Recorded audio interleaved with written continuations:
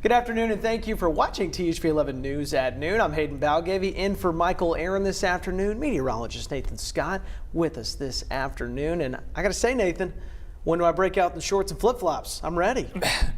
Not in the morning, though. Not in the morning. It was chilly. Not in the morning. This afternoon, but this when I get afternoon, home. yeah. I mean, look, we got blue sky in place. Come on, look at this. What a beautiful day. Much warmer outside than it is right here in the studio. I'm getting chill bumps or goosebumps right here. You already got the short sleeve on. You look good. Well, I did the vine this morning, so a little more casual. But yeah, we've got wall-to-wall sunshine across the state. This morning, though, it was jacket coat weather. Temperatures, we woke up with numbers into the mid to upper 30s. But look at this. We're already about 11 degrees warmer than this time compared to 24 hours ago in Russellville. 7 degrees warmer in Stuttgart, 10 degrees warmer in Fayetteville. So here's where we stand. It's 72 in Fayetteville already. It's only lunchtime. 66 in Little Rock, 68 in Russellville, 69 in Pine Bluff. And it's all because we've got that wind kicking in from the south and southwest. So it's going to be unseasonably warm. A beautiful day to enjoy the outdoors, have lunch outside, maybe have dinner outside.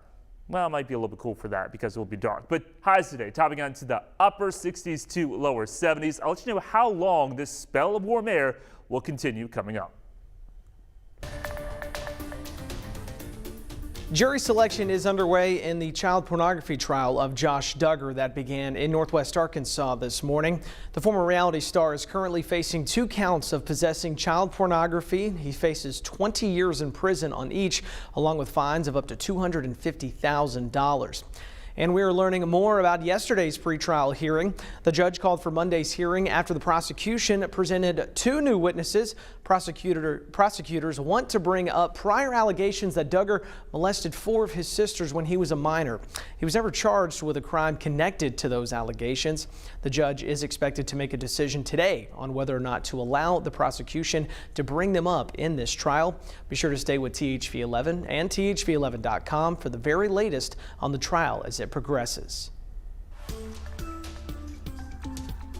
The CDC has expanded its vaccine guidance to recommend all U.S. adults get a booster shot as a concern over the new coronavirus variant known as Omicron grows. Now, officials say it will take a few more weeks before we know if the current vaccines protect against it. Naomi Ruckham reports from New York City, where officials are already preparing. As concern grows over the new Omicron variant of the coronavirus, the CDC issued new guidance saying everyone ages 18 and older should get a booster 6 months after their initial Pfizer or Moderna series or 2 months after J&J. This variant is a cause for concern, not a cause for panic. President Biden warned Monday that Omicron will reach the U.S. The strain has been confirmed in at least 19 countries and territories since it was first reported in South Africa last week. People don't realize we're more susceptible today in this country as a whole because of the number of people who are now 6, 7, or 8 months out who have not gotten their boosters. The CEO of vaccine maker Moderna reportedly said the existing vaccines will be much less effective against Omicron, telling the Financial Times, quote, "All the scientists I've talked to are like, this is not going to be good." On CBS Mornings, NIH Director Dr. Francis Collins urged patience while we wait for answers. The big question for most of us is, do the vaccines that have been put into a lot of people's arms, including mine, do they provide protection against this variant the way they have with Alpha and Beta and Gamma and Delta? And we won't know that for another couple of weeks. State and local officials aren't taking any chances.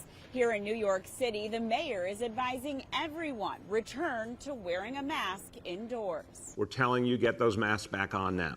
As an FDA panel meets to discuss emergency use authorization for Merck's antiviral pill, the company said it believes the drug will have similar effects against any coronavirus variant. Naomi Ruckham, CBS News, New York. But should we be worried here in Arkansas with so many unknowns for what this new COVID-19 variant could bring?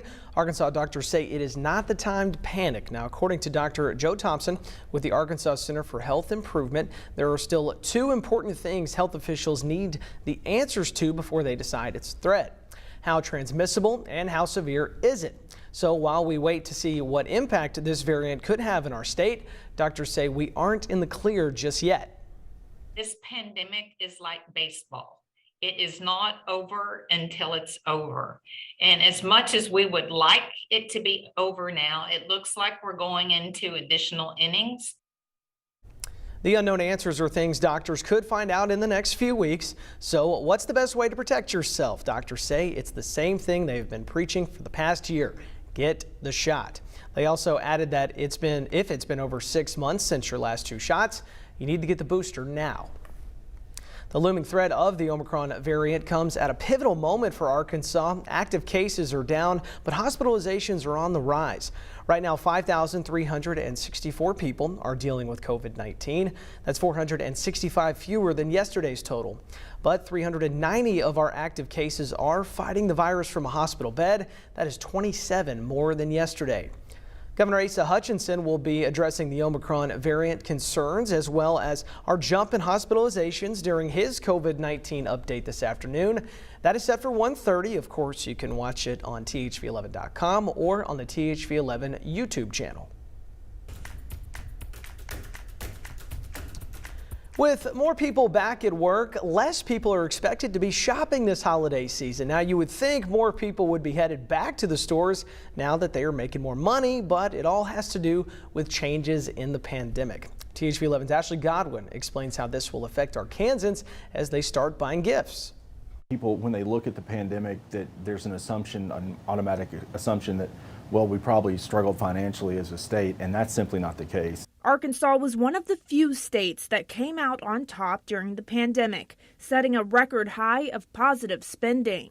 We closed out the last fiscal year, which ended June of this year, with about a $1 billion surplus. Part of that is because of the pandemic help Americans received. Stimulus certainly played a role in that. Now that the extra COVID stimulus and assistance is gone, spending is headed to a more normal rate. But at this point, the support from federal stimulus programs will be lacking, and so we'll have to see some leveling off of consumer spending as we move forward. Dr. Michael Packo, the chief economist at the Arkansas Economic Development Institute, estimates spending will start going down, even though our unemployment has returned to pre-pandemic levels, around 3%. It may seem that with more people working, we'd have more income, more spending.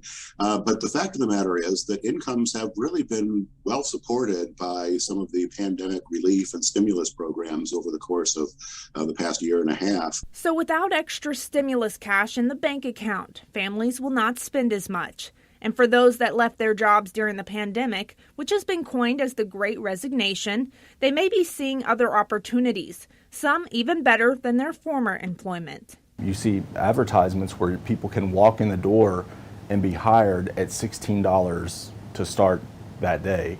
That demonstrates an optimism on the part of workers that there's perhaps a better job out there, a better match for my skills. Governor Hutchinson is expected to call a special session before the year ends to cut taxes since Arkansas was in a budget surplus. In Little Rock, Ashley Godwin, THV 11 News. Now, holiday shopping is still expected to bring in a lot of revenue, even with the changes to consumer trends during this stage of the pandemic. Holiday shopping is hard enough, but now shoppers have even more competition. The automated bots, the trend that's troubling consumers, coming up at 12:16.